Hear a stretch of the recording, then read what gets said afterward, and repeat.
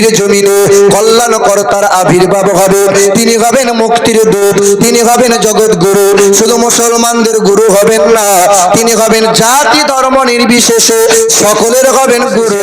কার চাই যাওয়ার যখন সময় হবে, এলাকার নেতা মন্ত্রী এমএলএ এমপি কোন ধনী মানুষ যদি মনে মনে ভাবে আমি আমার ইচ্ছে মতো যাব, সম্ভব? আমার তো টাকা আছে, মালাকুল মাউত ফেরেশতার সামনে হাজির হলে টাকা দিয়ে তাকে নরম করে দেব, সম্ভব? যাওয়ার যখন সময় হবে তার ইচ্ছে মতোই যেতে হবে, সেই দিন কোনো বাহানা করে পার পাওয়া যাবে? আমাকে 10 মিনিট সময় দেওয়া হোক, ছেলে মেয়েকে জমি জায়গাগুলো একটু বুঝিয়ে দিই, তারপরে যাব, এইরকম সুযোগ আমি আপনি কেউ পাবো না। ইচ্ছে মতো আসতে পারি নাই, ইচ্ছে মতো যাওয়া যাবে না। আর এই মধ্যখানে সময়টুকু চালাবো নিজের ইচ্ছে মতো না আল্লাহর ইচ্ছে মতো?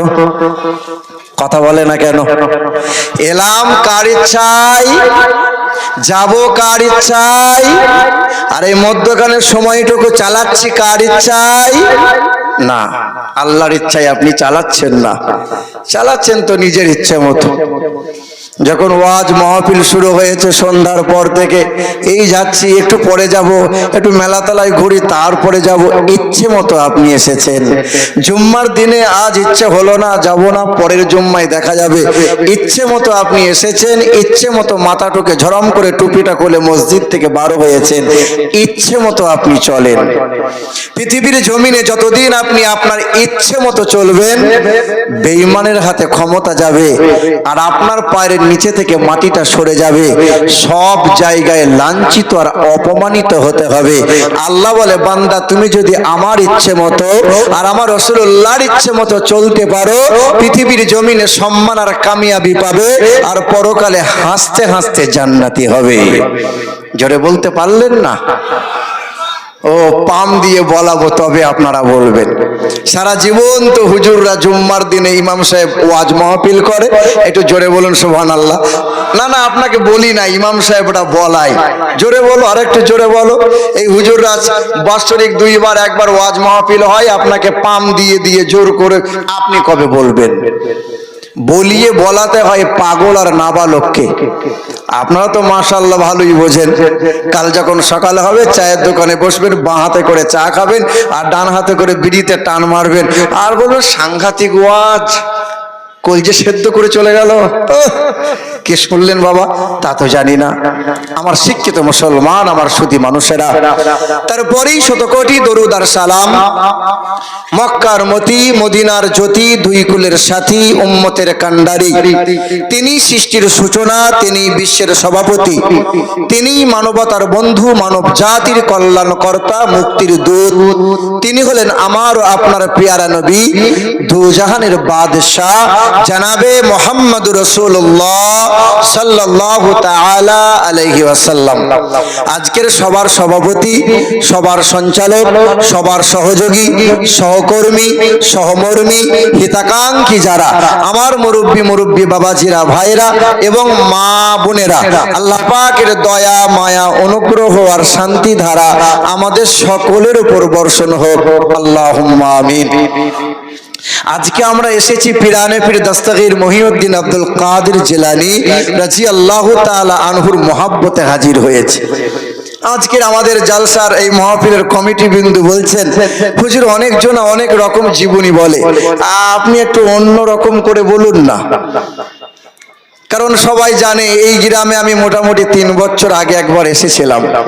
লালগোলার জমিনে এলাকার অনেক গ্রামে আমি এসেছি। আমার ওয়াজ ইন্টারনেটে বিভিন্ন জায়গায় ইউটিউবে সব চলে। আমার শিক্ষিত মুসলমান, আমার সুধী মানুষেরা, আমার আব্বাজান ভাইজানেরা, একটু আগেই ওয়াজ করলেন আমাদের মাথার তাজ মাওলানা মুফতি শামসুদ্দিন সাহেব। জি হ্যাঁ, তিনি মারাত্মক ওয়াজ করলেন, দলিল ভিত্তিক আলোচনা করে গেলেন। শুধু আমাদেরকে শুনলেই হবে না, কারণ শোনার পরে মানুষ ভুলে যায়। যতক্ষণ না আপনি বুঝবেন আমল করা আপনার জন্য সহজ হবে না, অর্থাৎ আপনাকে বুঝা লাগবে।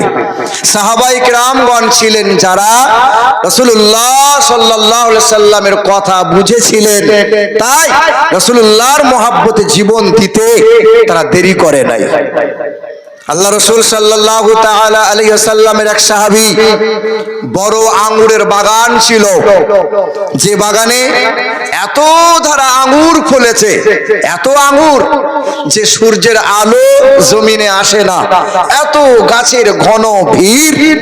রাসূল সাল্লাল্লাহু আলাইহি সাল্লামের সাহাবী নামাজে দাঁড়িয়েছেন, কিন্তু এক পাখি আঙ্গুর খেতে খেতে ওই জঙ্গল থেকে বেরোনোর রাস্তাটা ভুলে গেছে, খুঁজে আর পাচ্ছে না, যেদিকে যায় শুধু পাখনাই করে বাড়ি মারে আর ঝটপট করে। সাহাবী নামাজ পড়ছিলেন, নামাজ অবস্থায় বারবার তার মন, বারবার তার নজর ওই পাখির দিকে চলে যায়। নামাজ শেষ করার পর রাসূলুল্লাহ সাল্লাল্লাহু আলাইহি সাল্লামের দরবারে গিয়ে বলছেন, ইয়া রাসূলুল্লাহ, আঙ্গুরের বাগান আমি আল্লাহর রাহে দান করে দিলাম, আমি আল্লাহর রাহে দান করে দিলাম। কেন? বলে, ইয়া রাসূলুল্লাহ সাল্লাল্লাহু আলাইহি ওয়াসাল্লাম, আমার এই বাগান আমাকে নামাজ থেকে গাফিল করে দিচ্ছে, আমার মনোযোগকে নষ্ট করে দিচ্ছে। মুসলমান, রাসূলুল্লাহ সাল্লাল্লাহু আলাইহি সাল্লামের মহব্বত ছিল, নবীজির কথা তাহারা বুঝেছিলেন, তাই নামাজের জন্য নিজের বাগানকে উৎসর্গ করেছিল। আমরা সেই মুসলমান, রাত দিন আমরা ওয়াজ মাহফিল শুনি, কিন্তু ফজরের আজান হয় আরামের বিছানা ত্যাগ করে মসজিদে আসার জন্য মনোভাব, মনোযোগ জাগে না। শিক্ষিত মুসলমান শুধু মানুষেরা, শুনলেন আপনারা অনেক ঘটনা শুনেছেন যে পিরানে পীর দস্তগীর মহিউদ্দিন আব্দুল কাদের জিলানী রাদিয়াল্লাহু তাআলা আনহু, হুজুর আমার আল্লাহ পাকের এত বড় আল্লাহর ওলি ছিলেন যে তিনি মায়ের পেট থেকে 18 পারা কোরআনের হাফেজ হয়ে পৃথিবীতে ভূমিষ্ঠ হয়েছিলেন। হুজুরের বয়স যখন 4 বছর হয়েছিল, 4 বছর হয়েছিল, মা হাত ধরে এক উস্তাদের কাছে নিয়ে গেলেন, যার নাম ছিল উবাইদুল্লাহ রাহমাতুল্লাহি আলাইহি। আল্লাহ পাকের বুজুর্গ বান্দার কাছে নিয়ে গেছেন, মক্তবে নিয়ে গেছেন, আলিফ বা তা বর্ণ পরিচয় অর্থাৎ কিতাব শিখবেন। তো আল্লাহর বান্দা বলছেন, বাবা আব্দুল কাদের, তুমি পড়ো তো, পড়ো, আলিফ পড়ো। তো আলিফ পড়ে তো বড় পীর আব্দুল কাদের জিলানী হুজুর আমার বা বলে, তো উস্তাদ বা বলে, তো হুজুর আমার তা বলে। বলে, বাবা তোমার কি এই বগদাদি এই কায়দা আলিফ বা তা কি হয়ে গেছে? বলে, হুজুর আমার সব ঠোঁটস্থ হয়ে আছে। তো বাবা তা তুমি কোরআন তেলাওয়াত করো। তো পিরানে পীর দস্তগীর মহিউদ্দিন আব্দুল কাদের জিলানীর সামনে যখন কোরআন নিয়ে আসা হলো, হুজুর বললেন, কোরআন আমি দেখে দেখে নয়, আল্লাহ পাকের ওলি বান্দা কোরআন তেলাওয়াত করলেন। তো আল্লাহর ওলি পিরানে পীর দস্তগীর মহিউদ্দিন আব্দুল কাদের জিলানী পড়তে পড়তে পড়তে পড়তে 18 পারা পর্যন্ত কোরআন শরীফ ওই কাঁচা বয়সে কচি জুবানে ঠোঁটস্থ আল্লাহ পাকের বান্দা শুনিয়ে দিলেন। মুসলমান সোনার টুকরো বন্ধুরা, ঠিক তেমনি এইদিকে আপনি যান, খাজায়ে গরিবে নওয়াজ হিন্দেল ওলি খাজা মঈনুদ্দিন হাসান সঞ্জারি, তার প্রধান খলিফা ছিলেন হযরতে বাবা কুতুবউদ্দিন বখতিয়ার কাকি রহমাতুল্লাহ আলাইহি।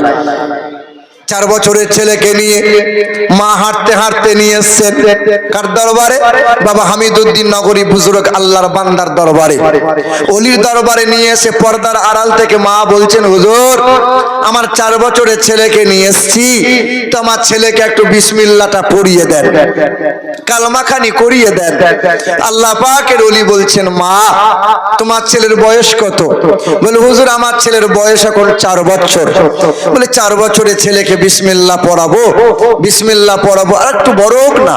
না হুজুর অনেকটা পথ হেঁটে হেঁটে এসেছি, আপনি একটু বিসমিল্লাহটা করিয়ে দেন। সামনে হাজির হয়েছে, বাবা তোমার নাম কি? বলে, আমার নাম হলো কুতুবউদ্দিন বখতিয়ার, আমার নাম হলো কুতুবউদ্দিন। তো বলে, বাবা পড়ো, বিসমিল্লাহির রহমানির রহিম, 4 বছরের ছেলে সঙ্গে সঙ্গে বিসমিল্লাহ পড়া বাদ দিয়ে পড়তে লেগেছিলেন। আউযু বিল্লাহি মিনাশ শাইতানির রাজিম, বিসমিল্লাহির রহমানির রহিম, আলহামদুলিল্লাহি রাব্বিল আলামিন, আর রহমানির রহিম, মালিকি ইয়াউমিদ্দিন, ইয়্যাকা না'বুদু ওয়া ইয়্যাকা নাস্তাঈন, ইহদিনাস সিরাতাল মুস্তাকিম, সিরাতাল লাযীনা আন'আমতা আলাইহিম গায়রিল মাগদুবি আলাইহিম ওয়ালাদ-দাল্লিন। সূরা ফাতিহা শেষ করে দিলেন, আবার পড়তে লাগলেন। সূরা বাকারা পড়লেন, সূরা বাকারা শেষ হয়ে গেল, আবার শুরু করলেন। সূরা আল ইমরান পড়লেন, সূরা আল ইমরান শেষ হয়ে গেল, আবার পড়লেন। সূরা নিসা শেষ হয়ে গেল, আবার পড়লেন। সূরা আল মাইদা শেষ হয়ে গেল। এমন করে 1 পারা নয়, 2 পারা নয়, 4 পারা নয়, 10 পারা নয়, 4 বছরের ছেলে দাঁড়িয়ে দাঁড়িয়ে 15 পারা পর্যন্ত কোরআন শরীফ শুনিয়ে দিল। अल्लाह पाकेर ओली बोलছেন, बेटी तू अभी कहा मेरे बच्चे 4 साल का है? बोले हाँ हुजूर 4 बच्चों। बोले 4 साल का बच्चे नहीं है, 40 साल का बूढ़ा है। अरे 40 বছরে বুড়ো যা পারে না 4 বছরের ছেলে করে কি করে? বলে হুজুর আমার ছেলে জানে। বল বাবা কুতুবউদ্দিন কি করে শিখলি বাবা? তো হযরতে কুতুবউদ্দিন বখতিয়ার কাকি রহমাতুল্লাহ আলাইহি বলছেন, হুজুর আমার মা জননী জানে, কারণ আমার জন্ম দুঃখিনী মা আমাকে কখনো কোনোদিন বিনা ওযুতে আর অপবিত্র অবস্থায় আমাকে দুধ পান করাই নাই। আমি যখন পিপাসায় কাতর হতাম আমার মা আমাকে 2 বছর দুধ পান করিয়েছে, আমাকে কোলে তুলে নিতেন, আর আমার মুখে যখন স্তনটা দিয়ে দিতেন আমি মুখে স্তন চুষতে লাগতাম, আর আমার মা কানের কাছে গুনগুন করে 1 থেকে 15 পারা পর্যন্ত কোরআন শরীফ, কখনো একটা সূরা, কখনো 1 পারা, কখনো 1 রুকু বারবার আমাকে শোনাইতেন। ওই মায়ের কোলে শুয়ে শুয়ে আমি অর্ধেকটা কোরআন মুখস্থ করে নিয়েছি। পিরানে পীর দস্তগীর মগিউদ্দিন আব্দুল কাদের জিলানীর মা, যিনি সকাল পেটে বাচ্চা নিয়ে সকাল সন্ধ্যা কোরআন তেলাওয়াত করে, আর আল্লাহ পাকের ওলি বড় পীর আব্দুল কাদের জিলানী মায়ের পেটে সকাল সন্ধ্যা মা কোরআন তেলাওয়াত করে, মায়ের পেট থেকে বাচ্চা শুনতে পায়। আচ্ছা বিশ্বাস আপনাদের হয় যে পেটে বাচ্চা আছে আর মা এখানে কোরআন তেলাওয়াত করবে, পেটের বাচ্চা শুনতে পাবে? ثم خلقنا النطفة علقة فخلقنا العلقة مضغة فخلقنا المضغة عظاما فكسونا العظام لحما। হে মুসলমান ভাইরা আমার, আল্লাহ পাক রব্বুল আলামিন 1 ফোঁটা পানি দিয়ে, এই যে পুরুষের শিরদাঁড়া থেকে 1 ফোঁটা পানি, মহিলার পাঁজর থেকে 1 ফোঁটা পানি, পুরুষের শিরদাঁড়া থেকে এই বীর্য, এই পানিটা মহিলার গর্ভে প্রবেশ হয়। আমার আল্লাহ পাক রব্বুল আলামিন এই পানিটাকে 40 দিনে আমার আল্লাহ পাক রক্ত বানিয়ে দেয়, আবার 40 দিন যায় আমার আল্লাহ পাক এই রক্তকে মাংস পিণ্ড দাঁড় করিয়ে দেয়, আবার 40 দিন যায় আমার আল্লাহ পাক এক চামড়ার পোশাক পরিয়ে এক আকৃতি দান করে, যেমন 43 হয়ে যায় আমার আল্লাহ পাক রব্বুল আলামিন মায়ের পেটে বাচ্চা রূহ দান করে দেয়। বাচ্চা নাড়াচাড়া শুরু করে। হাল আতা আলাল ইনসান হিনুম মিনাদ দাহরি লাম ইয়াকুন শাইআম মাযকুরা ইন্না খালাকনাল ইনসান মিন নুতফাতিন আমশাদ নাবতালি ফাজআলনাহু সামিআম বাসীরা। আমার আল্লাহ পাক রব্বুল আলামিন জানাই, আগে আমার ওই বান্দাকে শ্রবণ শক্তি দান করেছে, তারপরে আমি আল্লাহ পাক দৃষ্টি শক্তি দান করেছে। মুফাসসিররা বলেছেন, পৃথিবীর বৈজ্ঞানিকরা প্রমাণ করিয়ে দিয়েছে, মায়ের পেটের বাচ্চার যখন 6 মাস বয়স হয় পৃথিবীর সব শব্দ বাচ্চা শুনতে পায়। হে মুসলমান ভাইরা আমার, বেদে লেখা আছে, ও নমো জগদাত্রী মহিমা বা সুদামার মেঘে সুন্দরাম মঙ্গলাম নরসংসা জোরদস্য জ্যোতিদা যোগ শস্য প্রভান্ন নাধে মনস্য কিরে। পৃথিবীর জমিনে কল্যাণকর্তার আবির্ভাব হবে, তিনি হবেন মুক্তির দূত, তিনি হবেন জগৎ গুরু। শুধু মুসলমানদের গুরু হবেন না, তিনি হবেন জাতি ধর্ম নির্বিশেষে সকলের হবেন গুরু। তিনি হবেন মানব জাতির মুক্তির দাতা। পৃথিবীর কোন মানুষ যদি সেই মুক্তির দাতা সেই গুরুর দিকে লক্ষ্য করে, সেই গুরুর আদর্শকে গলায় ঝুলিয়ে নিতে পারে, তার জন্য পৃথিবী সহজ হয়ে যাবে। পৃথিবী জান্নাত, পৃথিবী থেকে জান্নাতে যাওয়া বড় আসান হয়ে যাবে। ওই মানুষটা দামি মানুষ হবে। পৃথিবীর মুসলমান ভাইরা আমার, তোমার আমার নবী হলেন আকাশ। হিন্দুরা যদি আকাশের দিকে তাকায় আকাশ দেখতে পাবে, খ্রিস্টানরা যদি আকাশের দিকে তাকায় আকাশ দেখতে পাবে, আদিবাসীরা যদি আকাশের দিকে তাকায় আকাশ দেখতে পাবে, মুরব্বীরা যদি আকাশের দিকে তাকায় আকাশ দেখতে পাবে, ছোটরা যদি আকাশের দিকে তাকায় আকাশ দেখতে পাবে। তৃণমূল পার্টি করে যারা আকাশের দিকে তাকালে আকাশ দেখতে পাবে। শুধু বিজেপি দেখতে পাবে না, না সবাই দেখতে পাবে, সবাই পাবে। দয়ার নবীর দিকে যারাই তাকাবে সেরাই তাহারাই দেখতে পাবে। তোমার সন্তানকে যদি শ্রেষ্ঠ সন্তান বানাতে চাও, দিন ও দুনিয়ার বাদশাহ হাবিবে কিবরিয়া জনাবে মুহাম্মদ রাসূলুল্লাহ আদর্শকে লক্ষ্য করো। তোমার সন্তানকে শ্রেষ্ঠ নওজোয়ান যদি বানাতে চাও, দিন ও দুনিয়ার বাদশাহ হাবিবে কিবরিয়া জনাবে মুহাম্মদ রাসূলুল্লাহ আদর্শকে ফলো করে নাও, শ্রেষ্ঠ নওজোয়ান হবে। তুমি যদি শ্রেষ্ঠ মানুষ হতে চাও, দিন ও দুনিয়ার বাদশাহ হাবিবে কিবরিয়া জনাবে মুহাম্মদ রাসূলুল্লাহ আদর্শ গলায় ঝুলিয়ে নাও। পৃথিবীর জমিনে সবচেয়ে দামি মানুষ তুমি হবে। এ মুসলমান ভাইরা আমার, পৃথিবীর জমিনে যত পীর এলো, যত দরবেশ এলো, সাহাবায়ে কিরামগণ থেকে আরম্ভ করে যত আল্লাহ পাকের বান্দারা এলো, সবাই নবী নবী করলো, সবাই নবীর গুণগান করে গেল। আল্লাহ পাকের আসমানের ফেরেশতারা, জমিনের ফেরেশতারা সর্বদাই নবী নবী করেছে। তামাম নবী পয়গম্বরেরা সব সময় নবী নবী করে গেছে। তামাম সাহাবায়ে কিরামগণ সব সময় নবী নবী করেছে। হযরতে আবু বকর সিদ্দিক নবী নবী করেছে, ওমরে ফারুক নবী নবী করেছে, উসমান গনি নবী নবী করেছে, মাওলানা আলী নবী নবী করেছে। পৃথিবীর জমিনে যত তাবি এলো, তবে তাবিঈন এলো, সকলেরা নবী নবী করলো। পীরানে পীর দস্তগীর মহিউদ্দিন আব্দুল কাদের জিলানী জীবন ভর নবী নবী করলো। খাজা বাবা মঈনুদ্দিন সারা জীবন নবী নবী করলো। খাজা বাগওয়াদ্দিন নকশবন্দি জীবন ভর নবী নবী করলো। খাজা শেখ আহমদ শিরহান্দি নবী নবী করলো। বাবা কুতুবউদ্দিন আউলিয়া জীবন ভর নবী নবী করে গেল। খাজা ফরিদউদ্দিন গঞ্জ সাকার নবী নবী করে গেল। আহলে সুন্নাতুল জামাতের মানুষ আমরা যদি বাঁচতে চাই, পৃথিবীর জমিনে যদি কল্যাণ কামিয়াবি পেতে চাই, জীবন ভর নবী নবী করো। আর নবী নবী যদি করে মরে যেতে পারে, পৃথিবীতে কামিয়াবি হব, কবরে আমরা নাজাত পাবো, আর হাসরের ময়দানে থেকে হাসতে হাসতে জান্নাত যেতে পারবো। এ মা বোনেরা, মা তুমি যদি ভালো হও, সন্তান তো নিশ্চয়ই ভালো হবে। বাপ তুমি যদি ভালো হও, সন্তান তো নিশ্চয়ই ভালো হবে।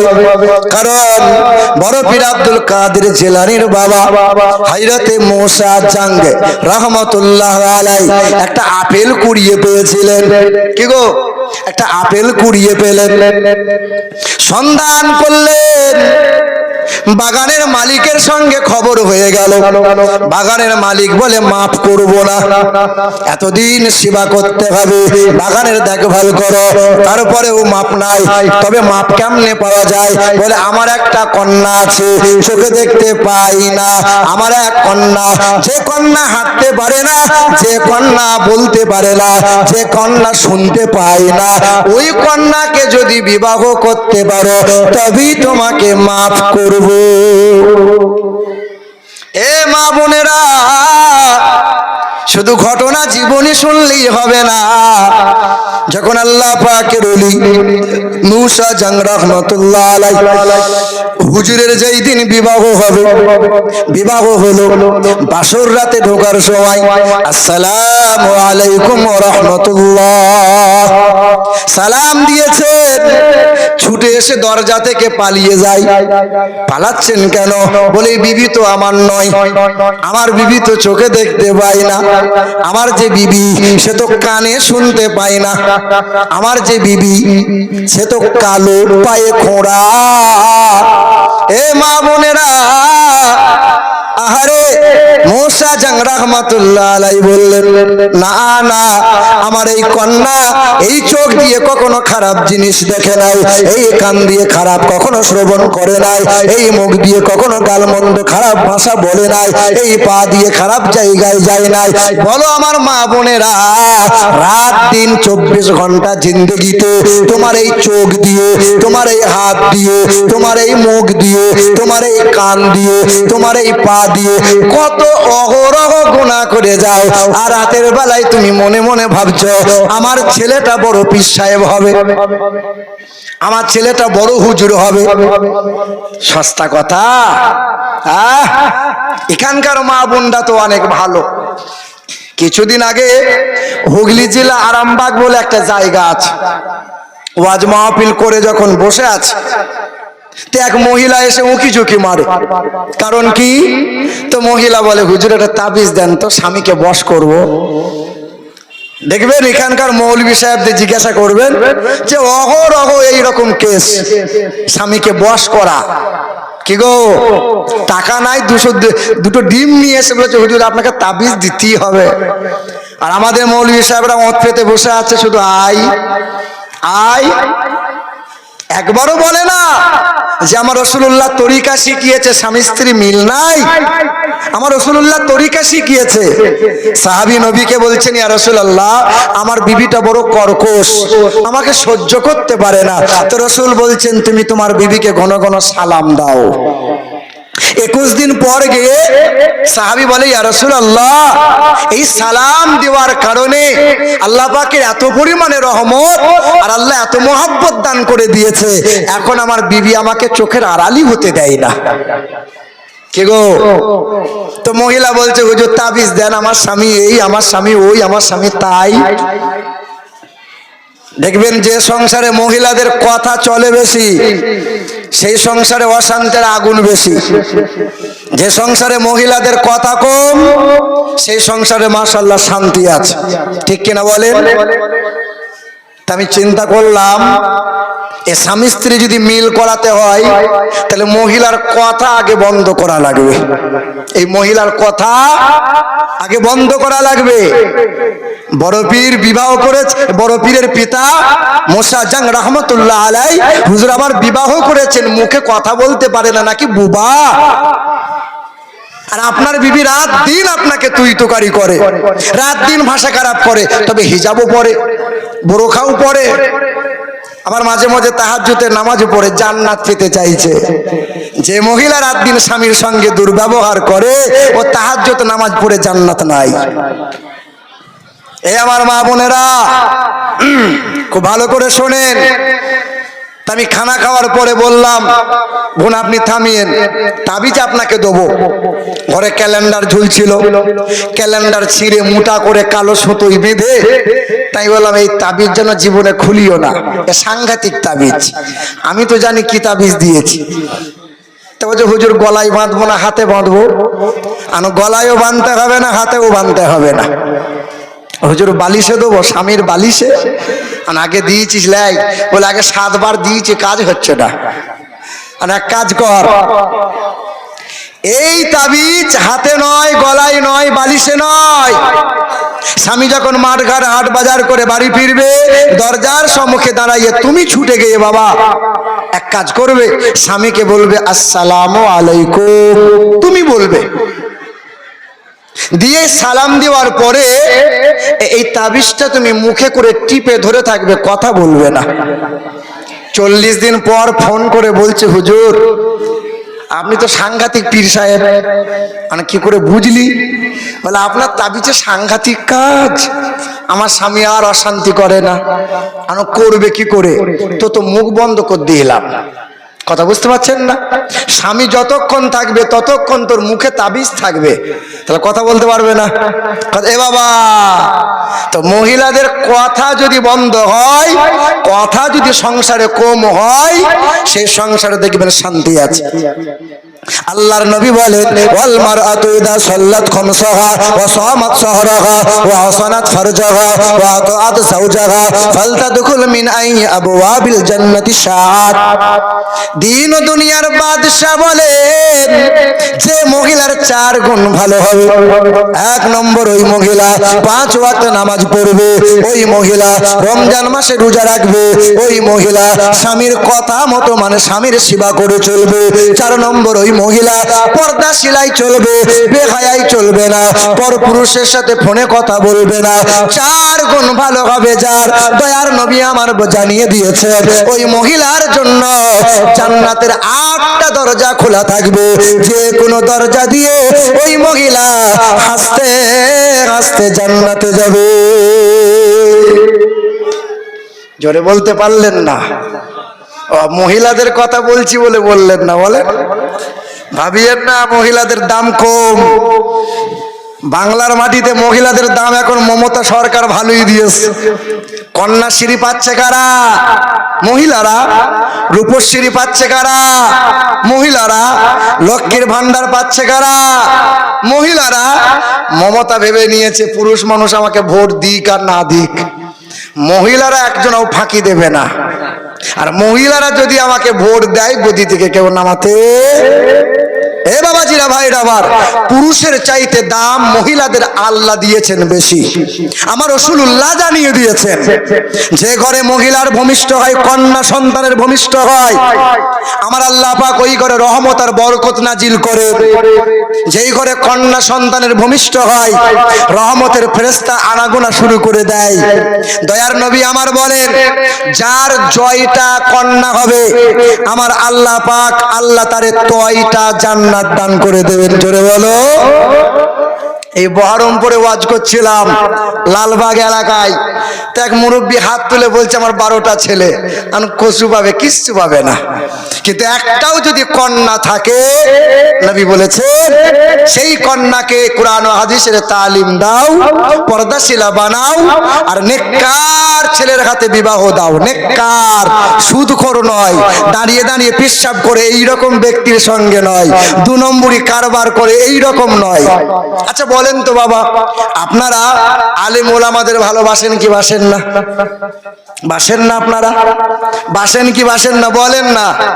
আলেম ওলামাদের যখন ভালোবাসেন, তখন আপনার কন্যার বিবাহে দেওয়ার সময় তখন মৌলবি দেখে দেন না কেন? তখন তো যে শালা সুদখোর সে হবে জামাই। হ্যাঁ বলেন। আলেম ওলামা ভালোবাসেন, যে জীবনে পেশাব করে ইস্তেঞ্জা করতে জানেন না, সে হয় জামাই। 4 তলা বাড়ি দেখে আপনি বিবাহ দেন, সেখানে সুখ আছে? বলেন। মুসলমান ভাইরা আমার, আমার আব্বা জান, ভাই জানেরা, বড় পীর আব্দুল কাদের জিলানী রাদিয়াল্লাহু তাআলা আনহুর পিতা হযরতে মুসা জঙ্গ রাহমাতুল্লাহ আলাইহি। আচ্ছা, বড় পীরের বাবার নামটা কি বললাম বলেন তো? বলেন। মুসা। আল্লাহ পাকের বলি বান্দা ছিলেন, বুজুর্গ বান্দা ছিলেন। হে মুসলমান, কন্যা পেয়েছেন, এমন বিবাহ হয়ে গেল, এমন একজন সুন্দরী রূপবতী মহিলা বিবাহ হয়ে গেল। চোখে দেখতে পায় না, কানে শুনতে পায় না, মুখে কথা বলতে পারে না, পায়ে চলতে পারে না। মা নেককার ছিল, আল্লাহ পাকের পিয়ারা বান্দি ছিল, বাবা নেককার ছিল। তাই তো সন্তানকে আমার আল্লাহ পাক এমন নেককার বানিয়ে দিল, যে মায়ের পেট থেকে 18 পারার কোরআনের তেলাওয়াত মানে হাফেজ হয়ে পৃথিবীতে ভূমিষ্ঠ হলো। রাত দিন ওই মহিলা সিরিয়াল দেখে, রাত দিন ওই মহিলা পরপুরুষের সাথে ফোনে গল্প করে। আর ওই মহিলা যদি বলে, আল্লাহ আমার একটা ছেলেকে বড় হুজুর বানিয়ে দাও, আল্লাহ আগে নেককার হ। এ আমার মা বোনেরা, তোমাদের কি মনে মনে হয় না তোমার একটা দুইটা তিনটা চারটা সন্তান, তোমার কি মনে হয় না বড় পীর আব্দুল কাদের জিলানীর মা, সেও তো একজন মা, খাজা বাবা মঈনুদ্দিনের মা, সেও তো একজন মা, বাবা কুতুবউদ্দিনের মা, সেও তো একজন মা, এখানকার যিনি ইমাম সাহেব তারও মা, সেও একজন মা, আমারও মা একজন মা, আমরা তিন ভাই, কিন্তু আমার মা সবচেয়ে বেশি আমাকে নিয়ে গর্ব করে। কারণটা কি? বলে কারণ হলো এই সন্তানের বুকে আছে 30 পারা কোরআন। এ মা, তোমাদের কি মনে মনে একবারও হয় না আমার যদি একটা সন্তানকে নেককার বানাতে পারি, একটা সন্তানকে যদি কোরআন পড়ানেওয়ালা বানাই, না না সন্তানকে ডাক্তার বানাও, মাস্টার বানাও, প্রফেসর বানাও, ইঞ্জিনিয়ারিং পড়াও, বিএড করাও, ডিএড করাও, কোনো অসুবিধা নাই, কিন্তু কোরআন যদি বুকে না দিতে পারো, মা বাবা এই সন্তানকে অমানুষ বানানোর জন্য কবরে তোমাকে পিটুনি দেওয়া হবে। কারণ সন্তান নেককার বানাতে পারো না, সন্তানকে এরে গুরু বানিয়ে গেছো। দেখেননি বাপ মা যখন মারা যায় তখন 3 সন্তান মিলে বিরিয়ানি করেছে, ও একদম উপর হয়ে মৌলভী সাহেবরা মিলাদ পড়ছে, কেউ আসমানের মিলাদ, কেউ ওয়াজ করছে জমিনের ওয়াজ, কেউ কবরের ওয়াজ, ওয়াজ করে ফাটিয়ে দিচ্ছে। 3 ছেলে শুধু লোক গুনছে, কটা লোক হলো দেখ, খাবারে কুলবে তো, লোক হলো দেখ। শেষের বেলায় আমার মতো মৌলভীকে নিয়ে এসছে হায়ার করে, তাগড়াই মৌলভী। শেষের বেলায় মৌলভী দোয়া করছে, রব্বানা রব্বানা যালামনা, কোদালের বাপ যেন বাঁশতলায় আটকে থাকে না, খুব দোয়া করছে আর চোখের পানি ফেলে হু হু করে কাঁদছে। ফেরেশতা চিন্তা করছে সর্বনাশ, যার বাপ মরেছে 3 ছেলে শুধু লোক গুনে বেড়াচ্ছে, আর যার বাপ মরে নাই মৌলভী এত কান্না কাঁদছে, তো বুঝতে পারি না। মৌলভী চিন্তা করছে মাল ভালো, পাটি ভালো, দেবে ভালো, এমন করে দোয়া করবো 1000-এর জায়গায় 5000 টাকা আসবে। কি বলছেন বলেন?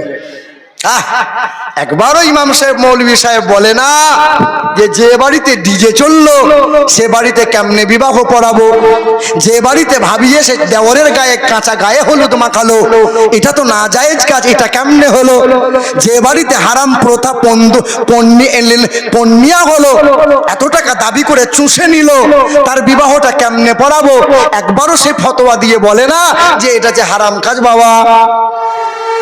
কারণ আমার মতো মৌলভী সাহেব যদি এই কথা বলে দেয়, তাহলে মৌলভী সাহেবের চাকরি কিন্তু থাকবে। কি হবে বেঁচে থেকে, কি হবে বেঁচে থেকে অযথা বিদ্যা শিখে যদি না করতে পারো শোষণবিহীন সমাজটাকে। কি হবে বেঁচে থেকে অযথা বিদ্যা শিখে, একটু দেখো তো, কি হবে বেঁচে থেকে অযথা বিদ্যা শিখে যদি না করতে পারো শোষণবিহীন সমাজটাকে। কি হবে আলেম হয়ে ইমাম সেজে সমাজেতে যদি পারো সত্য কথা উচ্চ স্বরে না বলিতে।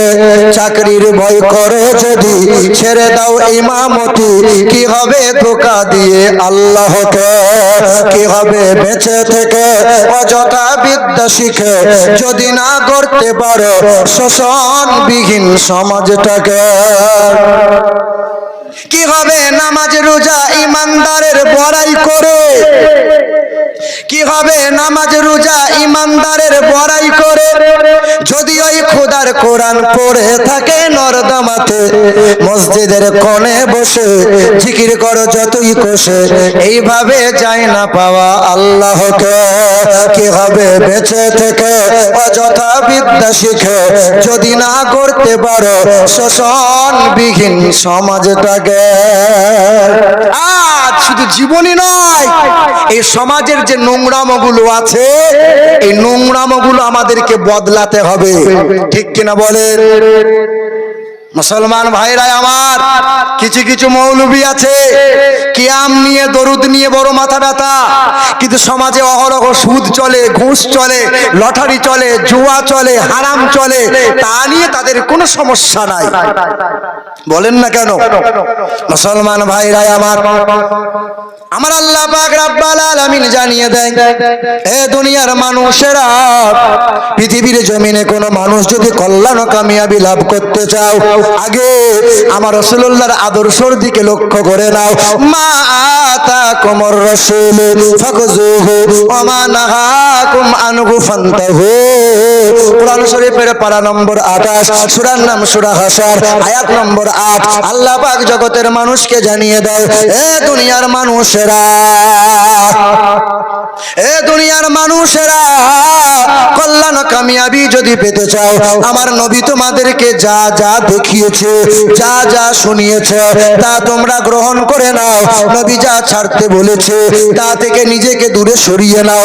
ওয়াত্তাকুল্লাহ, আল্লাহকে ভয় করো, আল্লাহকে ভয় করো, নবীর গোলামি করো, নবীর ইত্তেবা করো, ইহকালে নাজাত পাবে, পরকালে হাসতে হাসতে জান্নাতি হবে। বড় পীর আব্দুল কাদের জিলানীকে মা শিখিয়ে দিলেন, কখনো মিথ্যা যেন বলবে না, কখনো মিথ্যা বলবে না। ডাকাতের দল পাকড়াও করেছে, বল তোর কি আছে, তোর কাছে কি আছে বল। সঙ্গে সঙ্গে বলে আমার কাছে এত দেনার আছে, সঙ্গে সঙ্গে বার করে দেয়। বলে ভয় হয় না, বলে সত্য কথা বলতে কেমনে ভয় পাবো? আমার মা শিখিয়েছে কখনো যেন মিথ্যা কথা বলবে না। বলো মুসলমান, তুমি তোমার সন্তানকে কয়বার বলেছো মিথ্যা বলবে না? তুমি তোমার সন্তানকে কয়বার শিখালে পরের পুকুর থেকে মাছ ধরে আনবে না? তুমি তোমার সন্তানকে কয়বার বললি বলো পরের গাছ থেকে বিনা প্রয়োজনে পরের গাছ থেকে কাউকে না বলে গাছের ফল যেন ছিনবে না, কারো শস্য যেন নষ্ট তুমি করবে না? তোমার সন্তানকে কয়বার বললে বলো? তা তো বলি না, কিন্তু বড় পীরের জীবনী শুনতে হবে। কবে বদলাবেন? সন্তানকে কবে নেককার বানাবেন? আপনার জীবন তো শেষের দিকে। এখন এই যে বাপ মুসলমান, এই মোবাইলের যুগ, এই দিকে লক্ষ্য করেন। আমার হাতে মোবাইল আছে, আপনি এই মোবাইলে দেখবেন গুগল ম্যাপ আছে, ম্যাপ আছে না নাই? এই গুগল ম্যাপ যারা জানেন, গুগল ম্যাপে আপনি লিখবেন জঙ্গিপুর, এখান থেকে জঙ্গিপুরের রাস্তা গুগল ম্যাপ আপনাকে দেখিয়ে দেবে। এটাও বলে দেবে ডান দিকে যাবেন, 400 মিটার পরে বাম দিকে যাবেন, এত কিলোমিটার গেলে পরে আপনি জঙ্গিপুর পাবেন।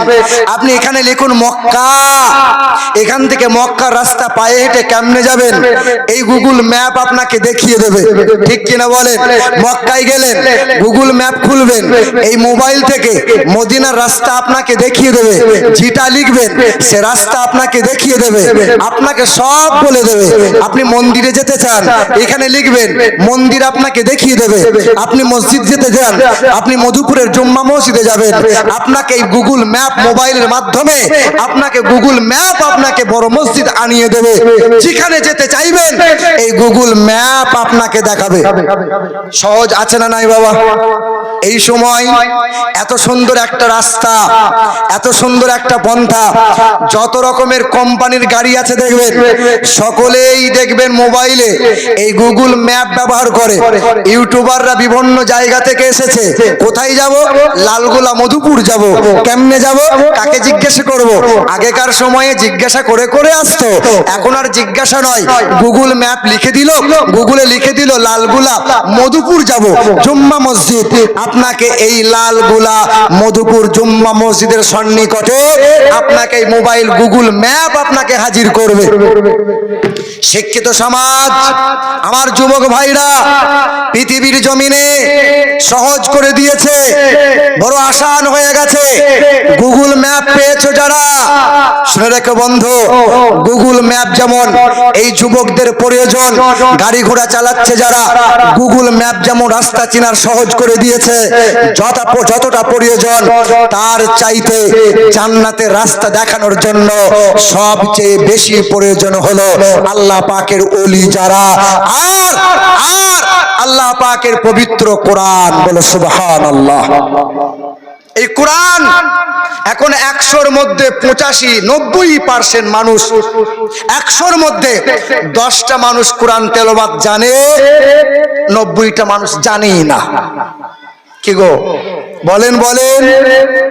মুসলমান সহজ করে নিয়েছো গুগল ম্যাপ খুলে, একবারও মনে হলো না মানুষ তৈরি হওয়ার জন্য, নিজের জীবনকে সুন্দর বানানোর জন্য সবচেয়ে সুন্দর পন্থা একটাই, পবিত্র কোরআন, একটাই গ্রন্থ, সেটা মহান মালিকের কালাম, এই পবিত্র কোরআন।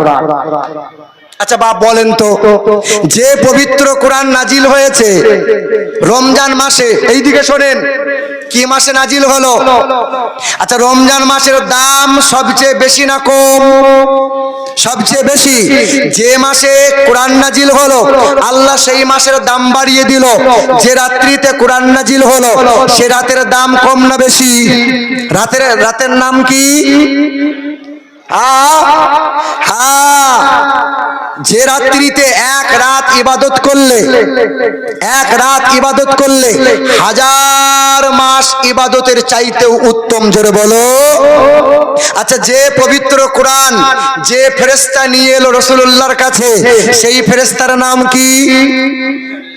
দাম কম না বেশি? আচ্ছা যার প্রতি কোরআনটা নাজিল হলো, দিন দুনিয়ার বাদশাহ জনাবে মোহাম্মদ মুস্তাফা সাল্লাল্লাহু আলাইহি ওয়াসাল্লাম, পৃথিবীর জমিনে শ্রেষ্ঠ মানুষ, যাদের জন্য কোরআন এলো, যাদের কল্যাণের জন্য কোরআন এলো, এই উম্মতি যদি কোরআনকে বাদ দেয় পৃথিবীর জমিনে মার খাবে না সম্মান পাবে? বলেন বাপ। এই কোরআন যারা বুকে তুলে নেবে, এই কোরআনকে ফলো করে যারা জীবন, এই কোরআনকে, এই আদর্শ, এই কোরআনকে বুকে নিয়ে যারা জীবন পরিচালনা করবে, আল্লাহ তাদের দাম বাড়াবেন না কমিয়ে দেবেন? আচ্ছা বলেন তো বাপ, এই যে পবিত্র কোরআন, ভাই কোরআনটা দেন তো, এই পবিত্র কোরআন এর ওজন কতটা মনে হয় আপনাদের? বলেন তো এই পবিত্র কোরআনের ওজন কতটা? বলেন মোটামুটি তাও অনুমানিক কত বলেন? 4 কিলো? ক কিলো? আল্লাহ পাক বলেন এটা 2 কিলো 1.5 কিলো নয়। 7 আসমান 7 জমিন যদি এক পাল্লায় রাখা হয়, আর আমার কালামকে যদি দ্বিতীয় পাল্লায় রাখা হয়, এই কালামের ওজন এত, 7 আসমান 7 জমিন হালকা হয়ে যাবে। তাহলে এত সহজভাবে ধরা হয় কেন? এতই যদি ওজন হলো এত সহজভাবে তোলা হয় কেন? এ মুসলমান ভাইরা আমার, 10 বছরের ছেলে বলছে যে আব্বা ওই যে ধানগুলো রোদে শুকাতে দিয়েছেন, আকাশে মেঘ করেছে, বৃষ্টি হবে, বাবা ধানগুলো গুটিয়ে নাও, বস্তায় ভরে আমার মাথায় একটা বস্তা তুমি চাপিয়ে দাও। তো 10 বছরের ছেলের মাথায় যদি 50 কিলোর বস্তা চাপিয়ে দেওয়া হয়, এই ছেলে বাড়ি পর্যন্ত যেতে পারবে? মনে হয়? ছেলে বারবার জিদ করছে, দাও না বাবা, দাও না। তো বাবা কি করেছে, 50 কিলোর বস্তাটা ছেলের মাথায় চাপিয়ে দিয়ে নিজের 2টো হাত বস্তার নিচে রেখে দিয়েছে। ছেলে সামনে দিয়ে হেঁটে হেঁটে বাড়ির সামনে নামিয়ে দেয়, আর ছেলে বলে বাবা তুমি যে বলছিলে অনেক ভারী, কই ভারী, এই তো মাথায় করে নামিয়ে দিলাম। বাপ বলে আমার এই 2টো হাত যদি বস্তার নিচেই না থাকতো বাবা, তো মাইকে ঘোষণা দিতে হতো যে অমকের বেটা অমক কেল্লা ফতে নাই।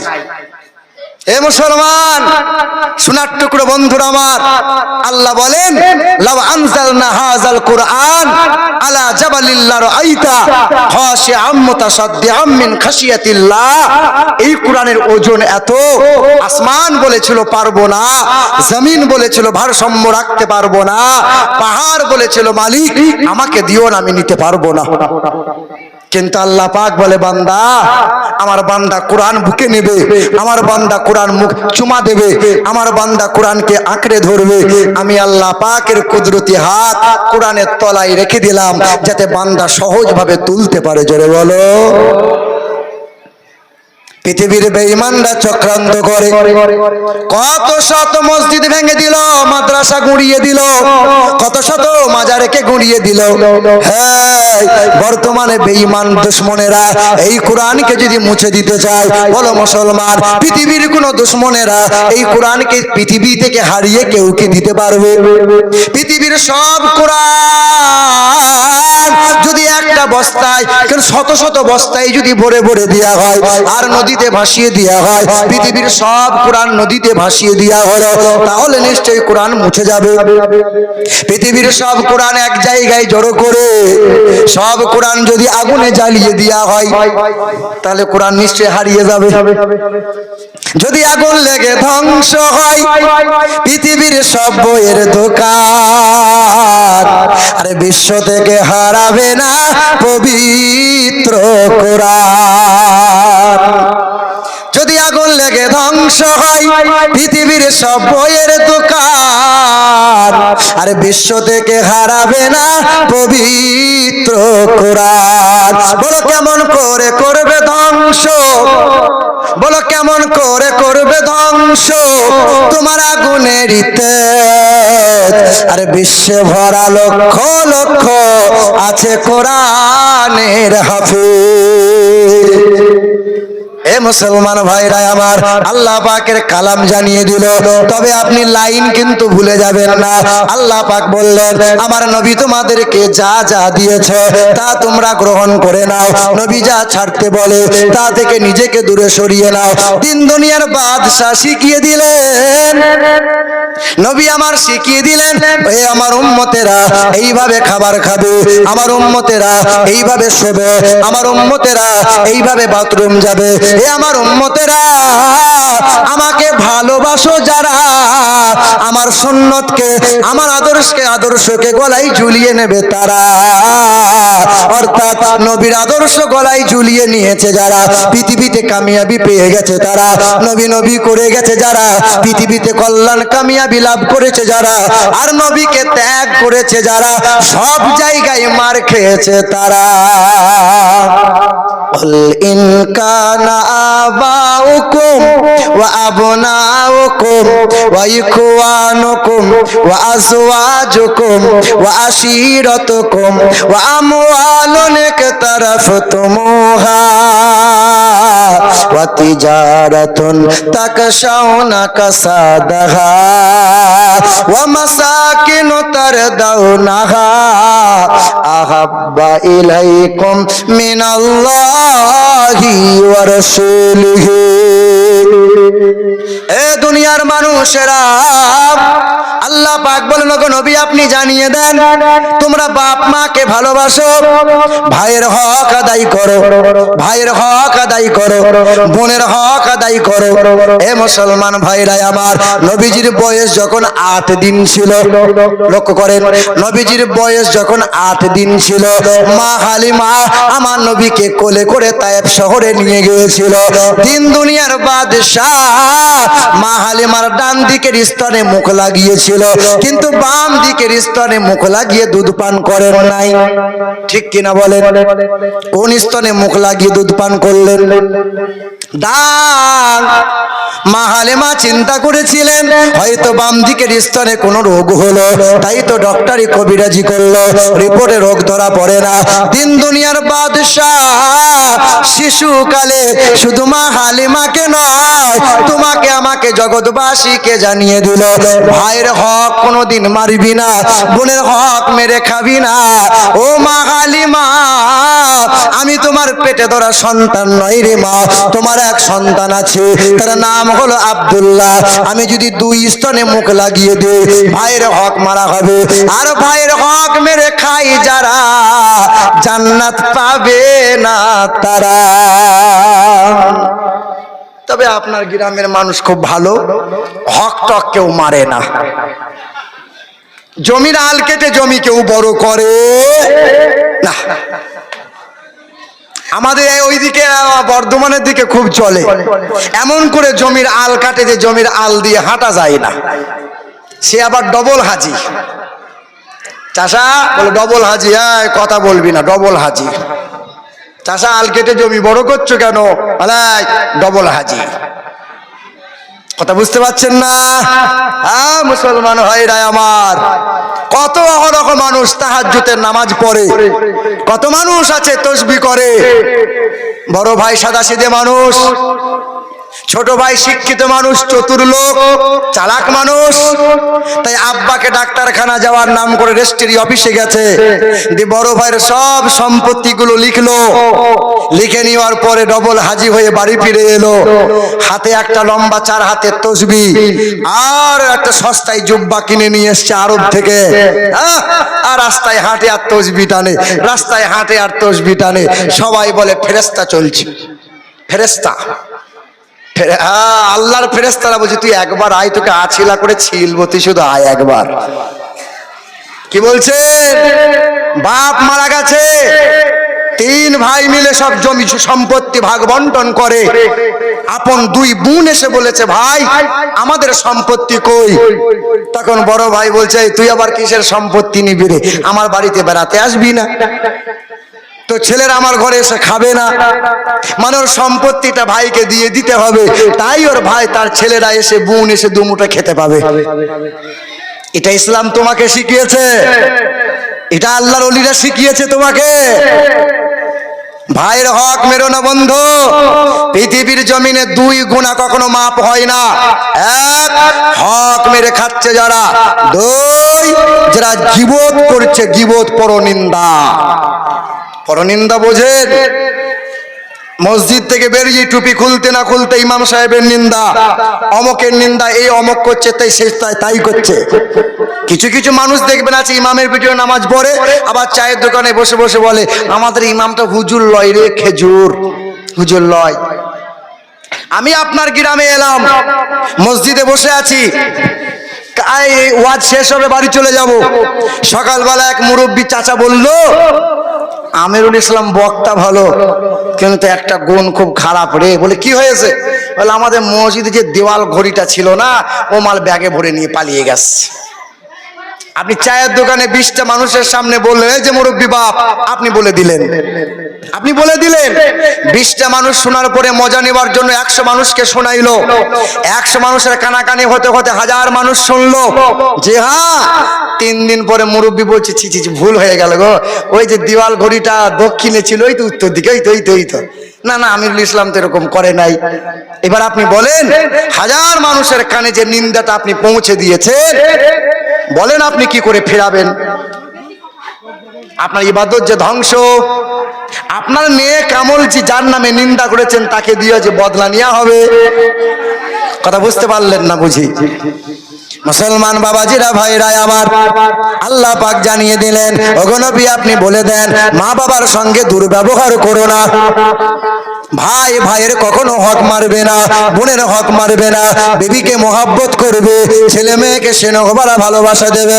আমি আল্লাহ পাকের ঘোষণা আহাব্বা ইলাইকুম মিনাল্লাহি ওয়া রাসূলিহি। দুনিয়া করতে গিয়ে, টাকা পয়সা রুজি রোজগার করতে গিয়ে, ব্যবসা বিজনেস করতে গিয়ে কখনো জানো আমার নবীকে ভুলে যাবে না। যখন আমার নবীকে তোমরা ভুলে যাবে, বেঈমানের হাতে ক্ষমতা যাবে, লাঞ্ছিত অপমানিত তোমরা হবে, সব জায়গাতে মার তোমরা খাবে, সব জায়গাতে অসম্মান হবে। আদরের বিবি থাকবে পাশে, গায়ে হাত বুলাবে না, ছেলে থাকবে মনের মতো, কেউ তোরে আব্বা বলে চাইবে না, পাড়ার বন্ধু অনেক থাকবে, কেউ তোর কাছে আসবে না, বড় বড় পুকুর হবে, মাছ দিবি মরে যাবে, সেখানে আল্লাহ পাকের রহমত পাবি না, ফলে ফসলে বরকত পাবি না, সব জায়গাতে অসম্মান হবি, সব জায়গাতে কষ্ট পাবে যখন তোরা আমার রাসূলকে ভুলে যাবে। কিছুদিন আগে কলকাতা মেটিয়াপুর যে জলসাই ছিলাম, তো ওয়াজ মাহফিল করার আমার টাইম ছিল রাত 12টায়। মোটামুটি 12টা 10-12টা ছেলে এসেছে আমার কাছে, হুজুর চলেন টাইম হয়ে গেছে।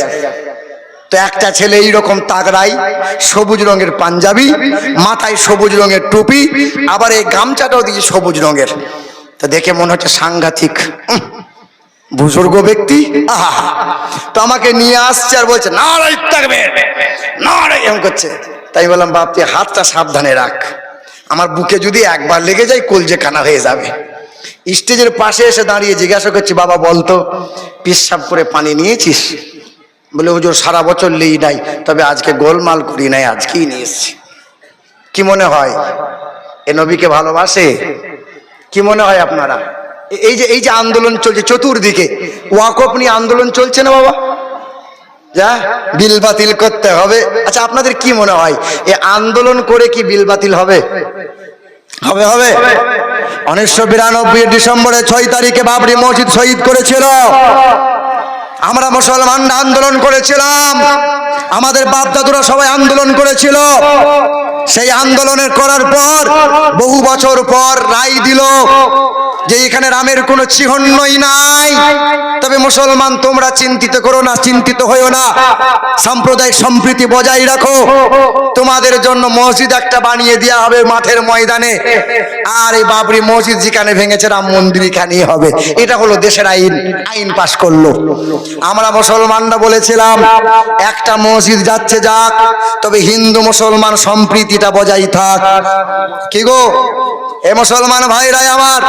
তারপরে আপনারা দেখেন, তারপরে নূপুর শর্মা আমার রাসূলুল্লাহ চরিত্র নিয়ে কটূক্তি করেছিল না করে নাই?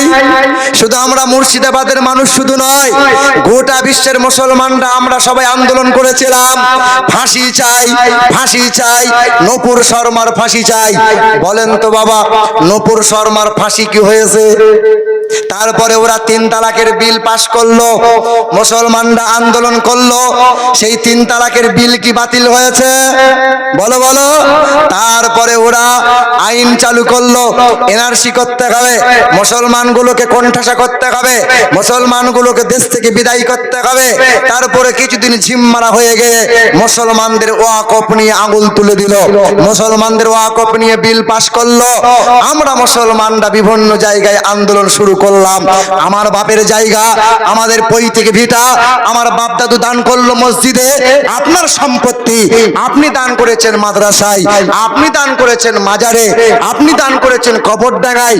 ওরা বলছে না এই সম্পত্তি আমাদের হাতে দিয়ে দিতে হবে, ওদেরও দেবত্ব সম্পত্তি আছে। আমরা মুসলমানরা কোনোদিন এই কথা বলি নাই যে তোমাদের দেবত্বগুলো সম্পত্তিগুলো আমাদের দাও, কিন্তু আমাদের সম্পত্তি নিয়ে এত কেন মাথা ব্যথা? ও বলে মুসলমানদের এত পরিমাণে সম্পত্তি আছে যে পশ্চিমবঙ্গকে 2 বার কিনা হবে। তাই তো এত নজর মুসলমানদের প্রতি। যে গাছের ফল মিষ্টি হয় সে গাছে ঢিল পাথর একটু বেশি পড়ে। হিন্দু আছে, খ্রিস্টান আছে, বৌদ্ধ আছে, জৈন আছে, সাঁওতাল আছে, আদিবাসী আছে, কত ধর্মের মানুষ আছে, কত ধর্ম গুরুরা আছে, কত ধর্ম গ্রন্থ আছে, কত মন্দির গির্জা আছে, কত পাঠশালা ভার্সিটি আছে। কাউকে কোনোদিন কাউকে কোনো সমস্যা নাই, কিন্তু মুসলমানদের নিয়ে সমস্যা। বলছে মুসলমানগুলোকে দেশ থেকে বিদায় কর, চলে যেতে বল পাকিস্তান, না হলে কবরস্থান। দেখছেন না, কেউ বলছে মুসলমানগুলোকে গাছে ঝুলিয়ে এলো পাতারি খেলা, কেউ বলছে মুসলমানদের দাড়ি ধরে ছিঁড়ে দে। বলছে কি বলছে না বলেন? আপনি মুসলমান, আমি মুসলমান, তাদের বিরুদ্ধে প্রতিবাদ করতে গেলে আপনাকে জেল হাজতে থাকতে হবে। কিন্তু সে একটা কোনো বড় কথা বলে দিল মুসলমানদের বিরুদ্ধে, তার বিরুদ্ধে কোনো মামলাও নাই, কোনো অ্যাকশনও নাই। ঠিক কিনা বলেন? মুসলমান ভাইরা আমার, এই দেশের মাটিতে জয় হিন্দ স্লোগানটা সর্বপ্রথমে যে দিয়েছিল সে ছিল মুসলমান আল্লাহর বান্দা আবিদ হাসান নাম ছিল তার। এই দেশের মাটিতে ইনকিলাব জিন্দাবাদ সর্বপ্রথমে যে বলেছিল সেও সর্বপ্রথম মুসলমান ছিল, আল্লাহর বান্দা হযরত মাওলানা মোহানি তার নাম। এই দেশের মাটিতে সর্বপ্রথম ভারত ছাড়ো এই আন্দোলন যে করেছিল তার নাম ছিল মেহের আলী। এই দেশের মাটিতে সারে জাহাঁ সে আচ্ছা হিন্দুস্তান হামারা এই গান সর্বপ্রথম শুনিয়েছিল যে আল্লামা ইকবাল তার নাম। এখনো হিন্দু ভাইদের বিবাহ অনুষ্ঠানে সানাই বাজানো হয়, ওই সানাইটা সর্বপ্রথম শিখিয়ে দিয়ে গেল যে মুসলমান ছিল, তার নাম হলো বিসমিল্লাহ খান। এই দেশের মাটিতে তবলা বাজানো শিখিয়ে গেল যে নাম হলো জাকির হোসেন। এই যে জাতীয় পতাকার তেরঙ্গার নকশাটা সর্বপ্রথম সৌন্দর্যতা দিয়ে গেল যে মুসলমান ঘরের বউ মাসে, তার নাম সুরাইয়া তাইয়েব জি।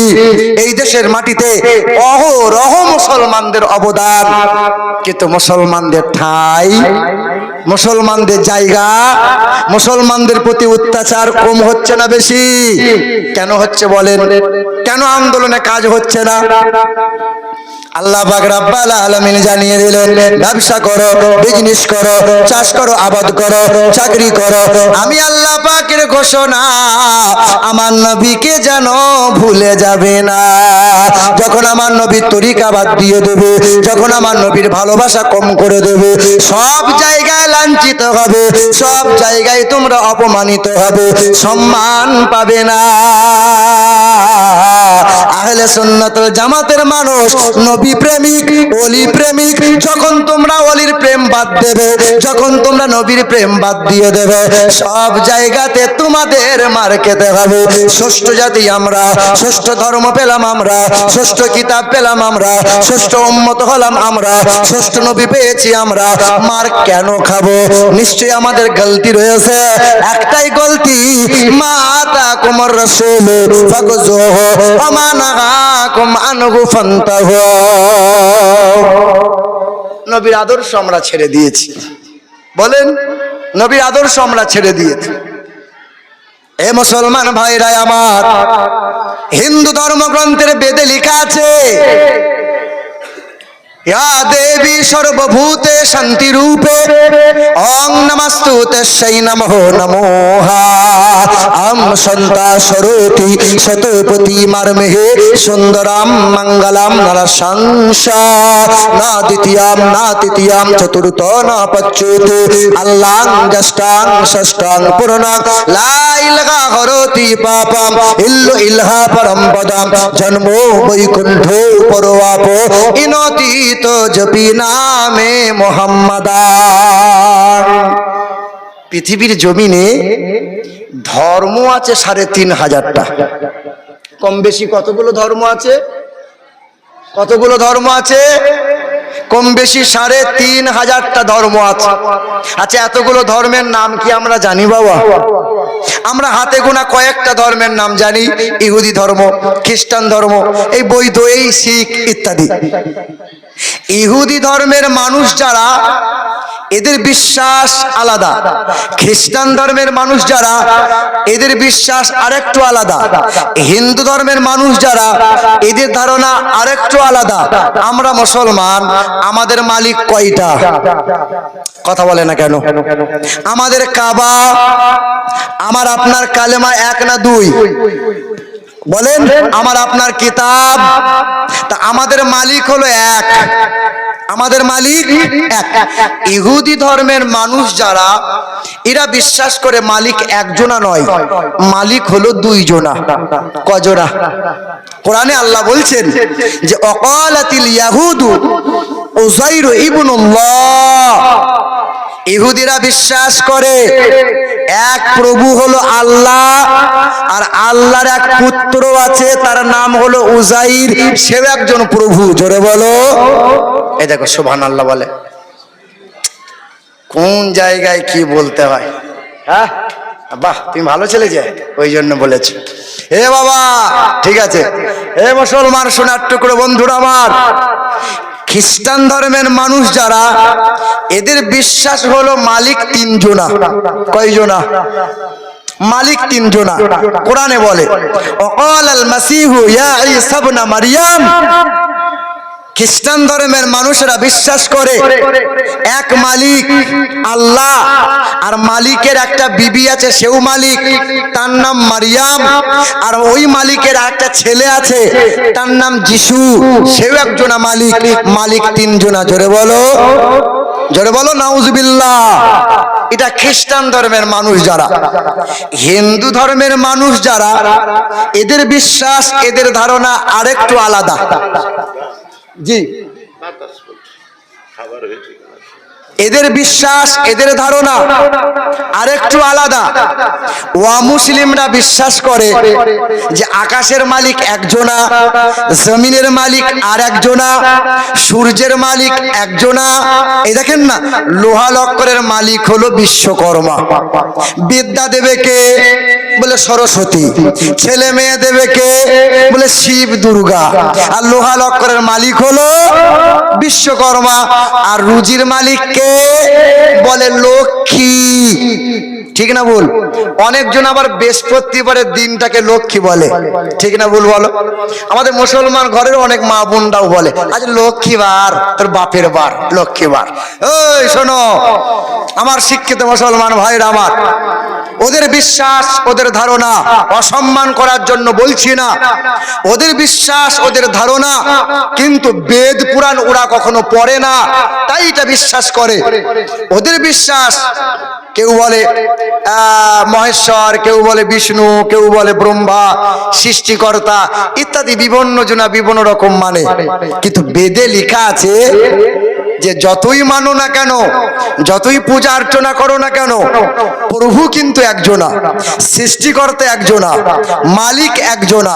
ও নমো ব্রহ্মাণ্ড প্রভাসিত নমো কল্যাণো শান্তি যুগে যুগে নমোহা ঈশ্বর সর্বস্ব জগতং ব্রহ্ম সর্বদং খালিদং ধর্মবাহ না দ্বিতীয়াম না তৃতীয়াম চতুর্থ না পঞ্চম না পঞ্চম না ষষ্ঠম সপ্তম না পঞ্চম। তিনি এক অদ্বিতীয় লা শারীকা লাহ। তিনি কখনো খায় না, তিনি কখনো ঘুমান না, তার কোনো বিবি নাই, তার কোনো বাচ্চা নাই। তিনার মতো আর কেউ হবে না।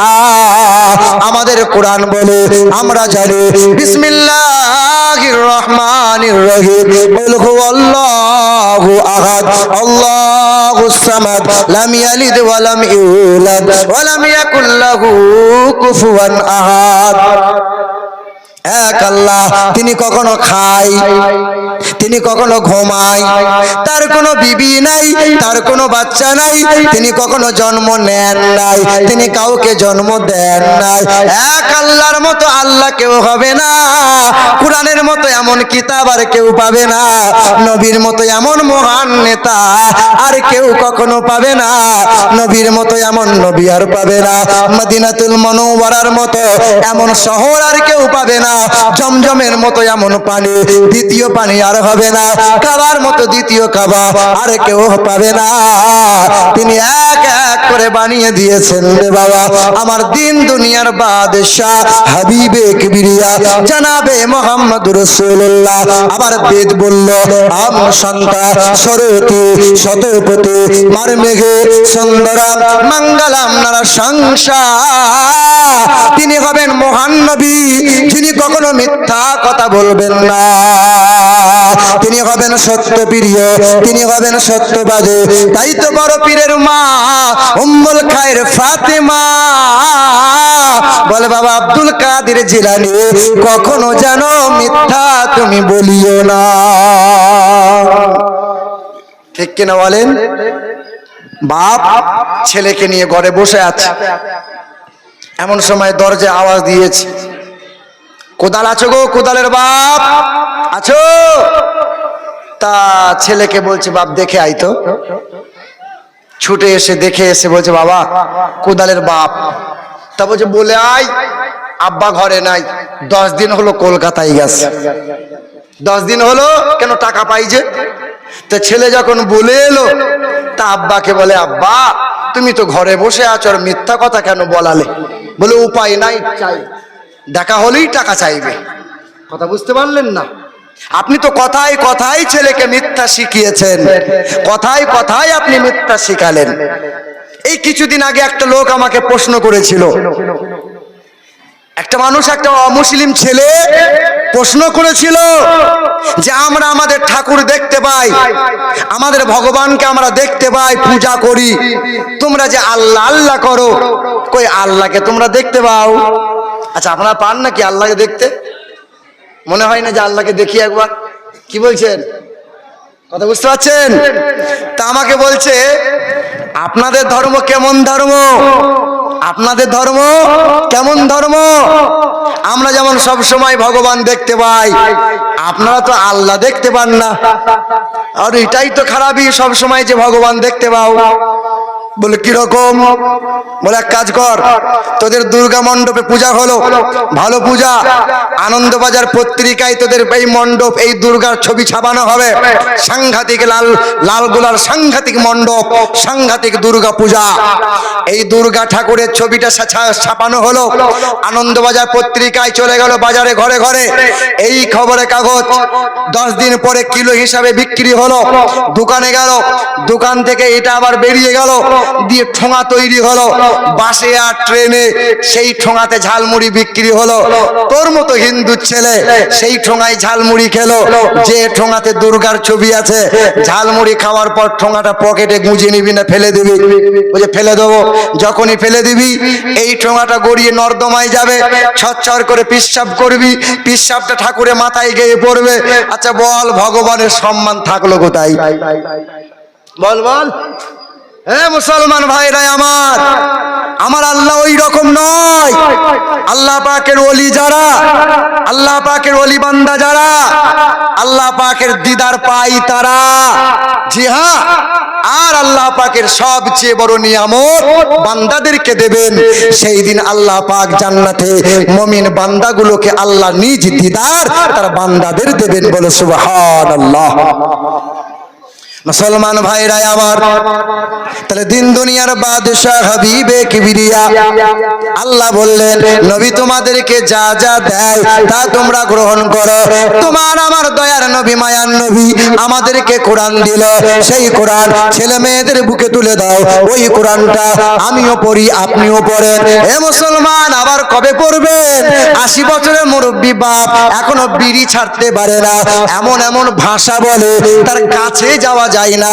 হে মুরব্বী মানুষটা, আপনি বলেন তো বাপ, আপনি কি কোনোদিন মরবেন না? পৃথিবী থেকে আপনি কি যাবেন না? সবাইকে যাওয়া লাগবে।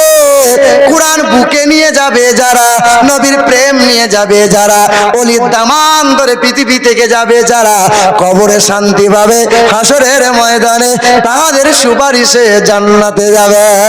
তবে তোমার পীর হলো বড় পীর। তোমার পীর, আমার পীর বড় পীর। বড় পীর আব্দুল কাদের জিলানী রাদিয়াল্লাহু তাআলা আনহু 8 বছর বয়স থেকে ইসলাম প্রচার করা শুরু করে দিয়েছিলেন। ছাত্র বয়স থেকে ইসলাম প্রচার করা শুরু করে দিলেন। হে মুসলমান, উনি যখন আল্লাহ পাকের ওলি বান্দা হয়েছিলেন, রাস্তা দিয়ে যান, পথের মাঝে মানুষেরা দেখার জন্য সবাই উঁকি ঝুঁকি মারে, হাজার হাজার মানুষ লাইন দিয়ে দাঁড়িয়ে রয়, বড় পীর যাই, বড় পীর। একজন নওজোয়ান যুবক হুজুরের দিকে তাকাই না। হুজুর আমার জিজ্ঞাসা করে, নওজোয়ান তুমি দেখো না কেন, তুমি আমার দিকে চাও না কেন? বলে না হুজুর, আপনাকে দেখবো না, আমি যার হাতে হাত রেখে বায়াত হয়েছে, আমি শপথ গ্রহণ করেছি, অঙ্গীকার করেছি, আপনার মতো এত সুন্দর নুরানি চেহারা নয়, আপনার এত নাম দাম আমার পীরের নাই। তবে আপনাকে দেখতে গিয়ে যদি আমার মনটা আমার পীরের থেকে বেশি ভালোবাসা যদি আপনার প্রতি হয়ে যায়, হুজুরের সঙ্গে বেয়াদবি হয়ে যাবে। না না, মুনাফিকগিরি করতে পারবো না। আমার পীরকে আমি স্মরণ করছিলাম, আমার পীরকে আমি মহব্বত করি। সেই দিন বড় পীর আব্দুল কাদের জিলানী বলেছিলেন, তোমার পীর তোমার কাছে বড় পীর। যারাই যেখানে বায়াত হয়েছ, সব সময় মনে রাখতে হবে, আমার পীরই আমার কাছে বড় পীর, আমার পীর আমার কাছে বড় পীর। মুসলমান ভাইরা আমার, ও সোনার চাঁদ বন্ধুরা, পৃথিবীর জমিনে আমরা মুসলমান হয়ে এই কোরআন বুকে নিতে পারলাম না, নবীকে চিনতে পারি নাই। আহারে, মুর্শিদাবাদের জেলায় বেলডাঙ্গার মাটিতে একটা ঘটনা ঘটেছিল। গণেশ পূজা করবে বলে লাইটিং করেছিল, সেই লাইটিং এ আল্লাহর নামের না একটা বদনাম রটিয়েছিল, গালমন্দ করেছিল। শোনেন নাই আপনারা? ওই বেলডাঙ্গার মাটিতে যখন এইরকম ঘটনা ঘটে দিল, মুর্শিদাবাদে বিভিন্ন জায়গায় আন্দোলন শুরু হলো। খবর নিয়ে দেখেন ভাইরা, যে ছেলেটাই কাজ করিয়েছিল সেই ছেলেটাকে পুলিশ প্রশাসন সাইড করে দিল। ছেলেটা গ্রাম থেকে বিতাড়িত হলো, বিদেশ চলে গেল। আহারে, আল্লাহ পাক কাউকে চায় তো আল্লাহ পাক আবার কাউকে গজবে ফেলে দেয়। তা সেই ছেলে যখন বিদেশ চলে গেল, কিছুদিন আগের ঘটনা, তার বাবা প্রতি রাতে স্বপ্ন দেখে, রাতের বেলায় তারা করে ঠাকুর বাড়ি যায়, সাধু সন্ন্যাসীদের কাছে যায়, তাবিজ কবজ নেয়, কিন্তু স্বপ্ন যায় না। সাপে তারা করছে, সাপে প্রতি রাত ঘুম হয় না, ঘুম হয় না। কোথায় যাবে? একজন বুজুর্গ আল্লাহর ওলির কাছে গিয়েছিল, নৈহাটি বলে এক জায়গা। ওই যে নৈহাটি, ওই নৈহাটির সরজমিনে সেই ছেলের বাবা হাজির হয়েছিল। এই মাস চারেকের আগের ঘটনা। তখন আল্লাহ পাকের ওলি বান্দা বললেন, বাবা তোমাকে আমি জোর করতে পারবো না, কারণ ইসলাম ধর্ম জোর করে কাউকে দিওয়ানো যায় না, চাপানো যায় না। তবে তোমাকে একটা পরামর্শ দিই, আল্লাহ পাকের গজব থেকে যদি বাঁচতে চাও বাবা, জলদি জলদি তাড়াতাড়ি কালেমা পড়ে ইমানদার হয়ে যাও। মানুষটা বাড়ি চলে এলো, রাতের বেলায় স্বপ্ন দেখে আগুনে জ্বলছি, রাতের বেলায় স্বপ্ন দেখে সাপে দংশন করে। এই মানুষটা চিন্তায় চিন্তিত হলো, কোনো ঔষধে কোনো তাবিজ কবজে যখন কাজ হয় না, কোনো সাধু সন্ন্যাসী তার আর শিফা মানে আরোগ্য করতে পারে না। এই মানুষটা স্বামী স্ত্রী মিলে ওই আল্লাহর ওলির দরবারে গোসল করে হাজির হয়ে গেল। হুজুর আমাদের কলমা পড়িয়ে দেন। ছেলে গালমন্দ করে, বাবাকে গালমন্দ করে। ওই বাবা বলে, ওর মতো ছেলে আমাদের আর দরকার নাই। এই মানুষ স্বামী স্ত্রী মিলে কালমা লা ইলাহা ইল্লাল্লাহু মুহাম্মাদুর রাসূলুল্লাহ কালেমা পড়ে ইমানদার হলো। এলাকার ওয়া মুসলিমরা ওই মহিলা মানে স্বামী স্ত্রী দুইজনকে এলাকা থেকে বিতাড়িত করলো। মেয়ের বাড়িতে আশ্রয় নিয়েছে, এখন মাথায় টুপি দিয়েছে, আর ইমাম সাহেবের পাশে বসে কোরআন তেলাওয়াত শিখছে। বুড়ো বয়সে, বুড়ো বয়সে কোরআন তেলাওয়াত শিখছে, কালেমা পড়ে। বলো তো মুসলমান, তুমি কি করলে আজ পর্যন্ত? বলো। বলে আমার জীব মোটা হয়ে গেছে, সারা জীবন ওই চারটে সূরা নিয়ে চলছে। আর তসবিহটা না সুবহানাল্লাহ সুবহানাল্লাহ সুবহানাল্লাহ সুবহানাল্লাহ, শুধু এরকম করছে।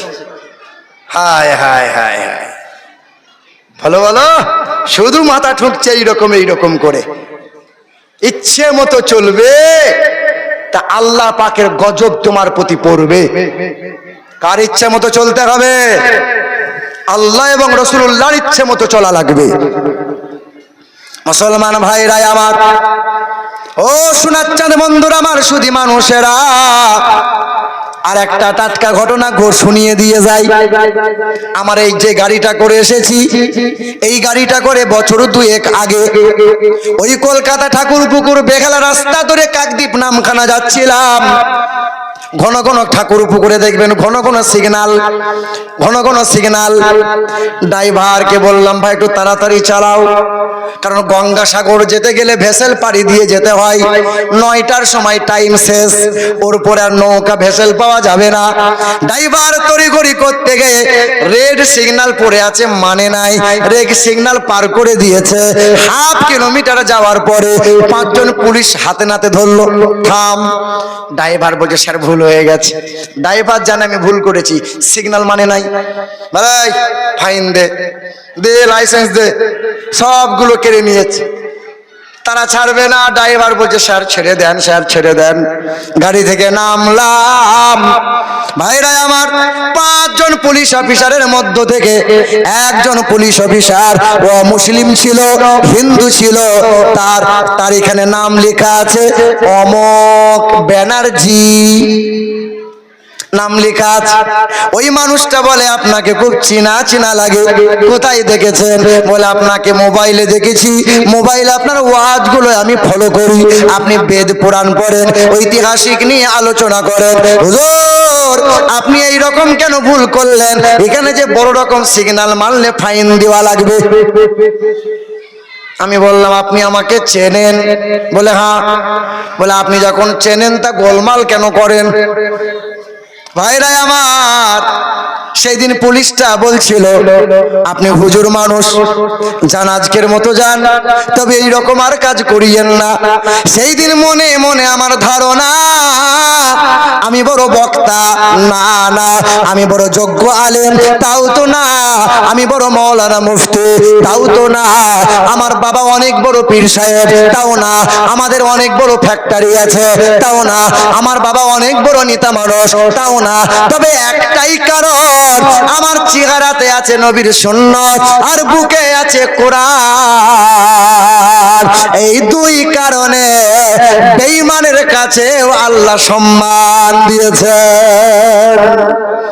বেঈমানের সামনে আল্লাহ সম্মান। এ মুসলমান ভাইরা আমার, শিক্ষার জন্য বলছি বাবা, না নিজের কোনো আহমিকা নয়। মুসলমান ভাইরা আমার, ওই দিন অমুসলিম ব্যক্তিটা আমার কাছ থেকে ভিজিটিং কার্ড নিল। পরের দিন সকাল বেলায় 10টার দিকে ফোন করে, মোটামুটি 40 মিনিট কথা হলো। তার কথায় একটাই কথা বারবার বলে যে আপনাদের রীতি বড় ভালো লাগে, কারণ মানুষ যখন মারা যায় কত সুন্দর করে সাজায়, তাকে চোখে সুরমা লাগায়, গায়ে সুগন্ধ লাগায়, কর্পূর দেওয়া হয়, সুন্দর নতুন পোশাকটা পরিয়ে দিয়ে তাকে আদর করে পালকিতে নিয়ে কত সুন্দর করে কবর দেয়। হুজুর আমাদের ধর্মের নীতি বড় খারাপ লাগে। যত সুন্দর মানুষ হোক না কেন, যত দামি মানুষ হোক না কেন, ওই মানুষটাকে আগুনে পুড়িয়ে ছাই করে দেবে। হুজুর আমার মনে বড় তামান্না, আমি মরে যাওয়ার পরে যদি আপনাদের মতো কবর দেয়া হতো, আমার নসিবটা বড় খুশ নসিব হয়ে যেত। মনে মনে চিন্তা হলো, আর মালিকের দরবারে দোয়া করতে লাগলাম, আল্লাহ তারে হিদায়াত দাও, কারণ কবর পেতে গেলে তোমাকে কালমা পড়া লাগবে। মানুষটার সঙ্গে কথা হয়, ওই মানুষটার সঙ্গে একটা সম্পর্ক তৈরি হলো। তার ঘরে আমাকে আমন্ত্রণ জানাইলো, তার ঘরে আমাকে খাবারের ব্যবস্থা করলো। বলেন তো বাবা, হিন্দু ভাইরা যদি নেমন্তন্ন করে খাবার খাওয়ায়, সেই খাবার খাওয়া যাবে? যাবে কি যাবে না? ঘোষের দোকান থেকে গরম মিষ্টি খাওয়াতে পারো, তা তো যাবে। কিন্তু পূজা অর্চনার সময় যখন প্রসাদটা নিয়ে দেয়, এ আব্দুর রহমান একটু নে না, এই যে এটা খাওয়া যাবে? যাবে না? কি বলছেন আপনারা? পূজার প্রসাদ খাওয়া যাবে না? কেন যাবে না বলুন তো, কেন যাবে না? কেন কেন কি এমন দেওয়া হয় যে খাওয়া যাবে না? বলুন না, একজনা বলুন। আল্লাহর সঙ্গে শিরক করেছে সেজন্য। হ্যাঁ হ্যাঁ হ্যাঁ হ্যাঁ, ইয়া দেবী সর্বভূতে শান্তি রূপে ওং নমস্তুতে সেই নমো নমোহা হতার মিন্দ্র মহাসরিন্দ্রাম। এই যে দেব দেবীর নামে উৎসর্গ করা হয়, তাহাই হলো